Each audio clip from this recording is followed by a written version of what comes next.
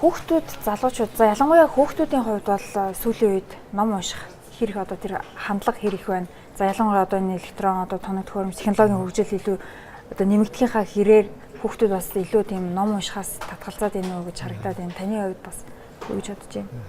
За ер нь бол яалж байгаа байхгүй энэ хүүхдүүдийн унших орчин нөхцөл гэх юм уу технологиод байгаад бол багасж байна. Эцэг эхчүүд бол одоо энэ номын сангийн мэрэгчлэтнүүд рүү хандаж одоо хүүхдээ яаж ном уншуулах вэ гэдэг чиглэлээр бол одоо бид бүхэнд хандаж байна л да. Тэгээд бид бүхэн бол аль аль талаас нь та нар юу гэж зөвлөдөг вэ? Одоо хүүхдгээ хүрээдэр хүүхдээ бол маш сайн ярилцах хэрэгтэй. Тэгээд зөмөрөө уншия, эцэгтэйгээ уншия.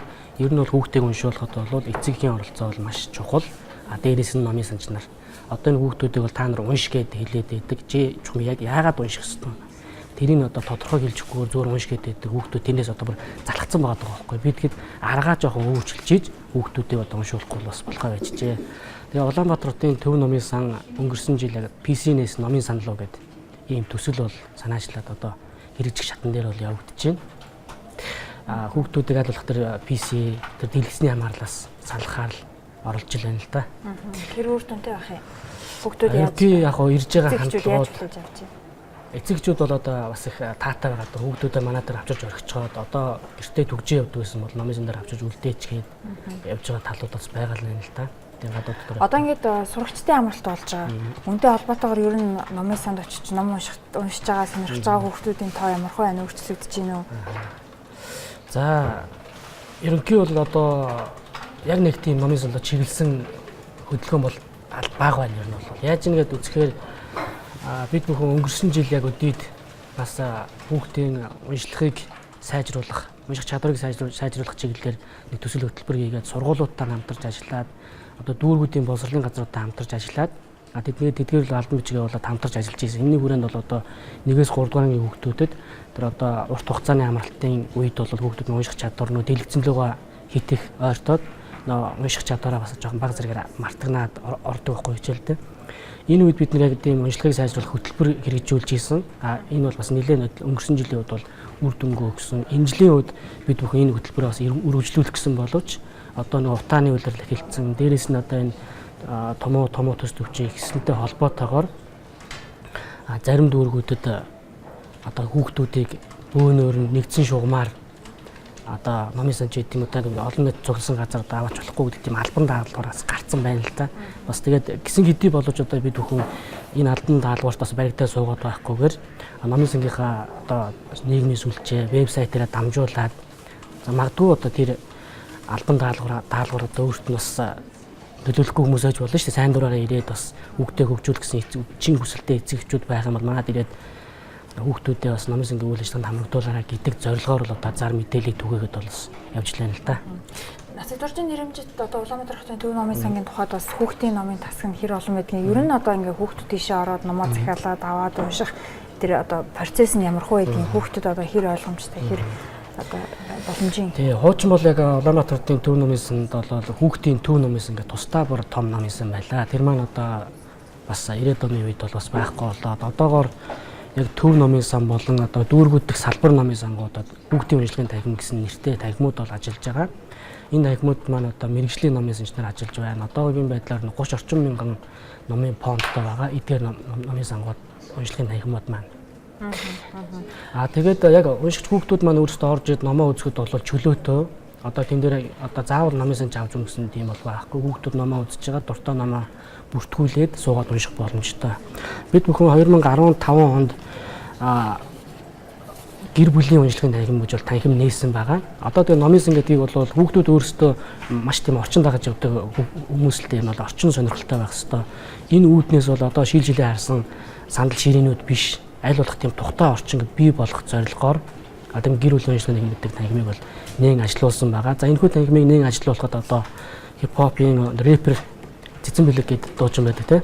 Энэ дуучин маань л өөрөө тоглолт хийгээд сайн дурын үндсэн дээрээс бас тухайн танхимыг тогтчуулахад бол нэлээд тийм иргэн хүнийхээ хувьд, залуу хүнийхээ хувьд, залуу эцэг эхийн хувьд одоо маш их тийм тусламж, дэмжлэг үзүүлж энэ танхимыг нээн ажилуулсан байгаа.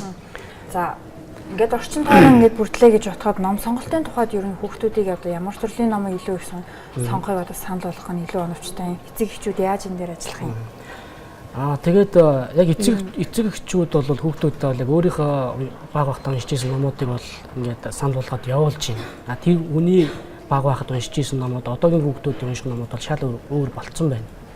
Тэр хүүхдүүд мэдээж ирээд тэр номуудыг уншихгүй шүү дээ. Манайд бол одоо уучны зохиолууч байна, шин зохиолууч байна. Ер нь бол гэтээ шин зохиолууд манаас тийм ч бас хангалттай биш байгаа л та.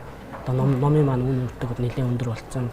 Номын сангийн ягаад ингэж асууж байна вэ гэхээр одоо ингээд номын төлхөрүүд жишээлбэл одоо бестселлер номч гэдэг юм уу ингээд тусад нь ингээд одоо байршуулад одоо энэ ингэж энэ ингэж ярьж байхад номын сангуудын хувьд жишээлбэл хүүхдэд зориулсан уран зохиол янз бүрийн номыг одоо ямар нэгэн байдлаар сурталчлах таниулах тал дээр ер нь ямар нэгэн ажил хийдэг юм болов хийх шаардлага байна уу? Тэгээд өнгөрсөн онд ухаалаг Монгол хүүхдүүдний хөтөлбөр нийслэл дээр одоо ингээд зарлагдаад хэрэгжиж эхэллээ. За тэгээд энэ хөтөлбөрт одоо ямар зорилготой гэхээр одоо 2 наснаас 16 нас хүртэл хүүхдийн насны онцлог гэдэг байгаа шүү дээ. Тэр насны онцлог төрсөн ямар номууд унших хэрэгтэй. Тэр бүр нас насаар нь заагаад бид бүхэн бас тиймд оролцоод төв болон салбар номын сангийн хэмжээнд нийс нэрдийн төлөвчний уралдаага ярьж байгаад ийм 100 номын чагсаалт гаргасан баг. Одоо яг орчин үеийн номуудыг хүүхдүүдээс тодорхой хэмжээний санал авч байгаад гаргасан баг. Хэр одоо хүүхдүүд одоо харж сонирхож сонгож ийн тэндээс. Ер нь бол их хүүхдүүд их ам сайтай байгаа. Эцэгчүүд бол номын дэлгүүрүүдээр явж бол тэр номуудыг үзчихээ. Номын сан дээр ч бас ирж байна ер нь бол. Ер нь ном унших нь өөрөө хүүхдийн одоо хүмүүжилч байдаг юм уу, боловсралт байдаг юм уу? Ямар хувь нэмэр оруулдаг юм? Таны гоё дүгнэж хэлэхгүй юу? Одоо тэгээ номгүйгээр бол одоо тэгээд хүний амьдралыг төсөөлөхгүй шүү дээ. Ягаад уцаа ингэж оролдоод уцаараа одоо юм үзэж суухын оронд ном унших нь илүү хэрэгтэй гэж бодож байна. Тэр хүн ирээдүйд одоо бүр илүү сайхан гэрэлтэй гэгээтэл болно л да. Ингээд одоо энэ дүр зурт нь сатааруулаад байдаг. Энд ч одоо яг нэг чухал юм сайн сайхан хүрэх замд бол одоо янз бүрийн тийм сатаанууд байдаг шүү дээ. Тэр сатааны нэг нь л одоо энэ гар утас бол тараалаа л да. Тэр нь л одоо хүүхдүүдэд ойлгох гал хичээж байна. Танаа бас номын сангийн тухайд ер нь одоо тийм зөвхөн одоо танаад ч байдаг ч юм уу тийм ховор номууд ямар номууд байдаг юм бол тэр одоо яаж яг хүүхдэд зориулсан. Хүүхдэд зориулсан тийм. Тэгээ хүүхдэд зориулсан хамгийн ховор зөвхөн танахаас олж унших боломжтой ямар номууд байна? Яг тийм онцлоод ахаар ном бол нэг байхгүй юм бол бүхэл номын сангуудад байгаа. Улаанбаатар хотод гэхэд хүүхдийн чиг дээр үйл ажиллагаа явуулдаг. Чиглэлтэй дүүргийн хүүхдийн номын ордон, хүүхдийн төв номын сан гэдэг одоо магадгүй манай уншлагын танхимаас том бүр бүхэл бүтэн 3-4 давхар тийм номын сан хүртэл байна л да. Яг манайх бол яг хуучны зохиолууд гэх юм уу? Дээр үед одоо 70 80 60-аад оны оноос хойш гарч исэн хүүхдийн сонгодог зохиолууд бол одоо бүрэн ихээр шахуу байж байгаа. Сууж байгаа одоо ном унших гэж сууж байгаа хүүхдүүдийн хувьд бас насны хувьд ямар хөө харагдаж байна? Тэгээ манайх бол дотроо бол 2 ангилчдаг.